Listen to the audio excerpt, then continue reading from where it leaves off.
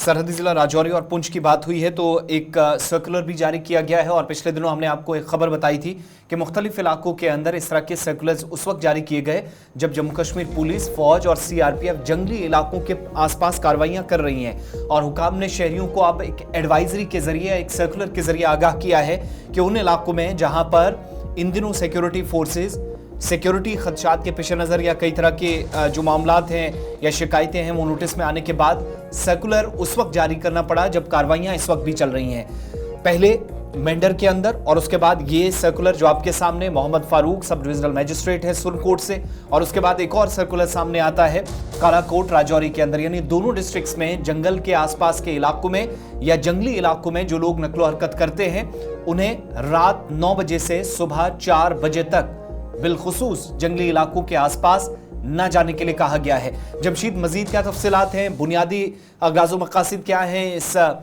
ये सिक्योरिटी के एतबार से इसको अहमियत ज़्यादा दी जा रही है या कुछ और मामलात भी हैं ताकि किसी भी तरीके से कोई नुकसान ना हो, अनटूवर्ड कोई इंसिडेंट ना हो, इसके लिए नोटिस काफ़ी इंपॉर्टेंट है?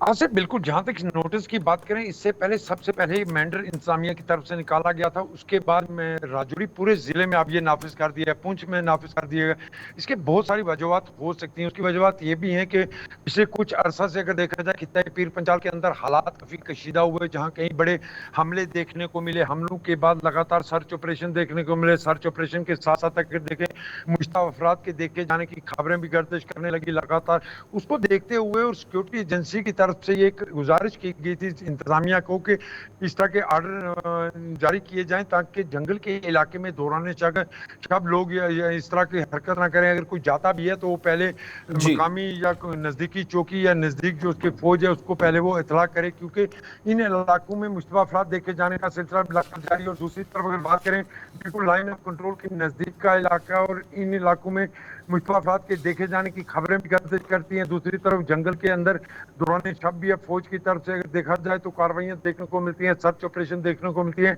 ऐसे हालात में खास करके ये चीजें मेंशन जरूर की गई हैं, कोई आदमी अगर इन इलाकों में जा भी रहा है तो वो शाल या कंबल या ऐसी कोई चीज ओढ़कर इन इलाकों का रुख नहीं करेगा। उससे पहले जिस तरह मैं बता रहा हूँ कि अगर कोई जाना भी चाहे तो वो पहले इंतजामिया जो नजदीकी पुलिस स्टेशन या नजदीकी फौज है उससे रब्ता करे, उसके बाद जाए, क्योंकि हालात काफी कशीदा हुए हैं पिछले कुछ अरसा से राजौरी के अंदर, जहाँ कई बड़े हमले हुए और उसके बाद सिक्योरिटी एजेंसी की तरफ से कदम उठाए गए हैं। क्योंकि इन इलाकों की अगर बात करें तो इन इलाकों में घने जंगलों के साथ आबादी भी है। आबादी के बीच में अगर दौरान शब इस तरह की कोई खबर ना आए या किसी को जानी नुकसान ना उठाना पड़े, इसको लेकर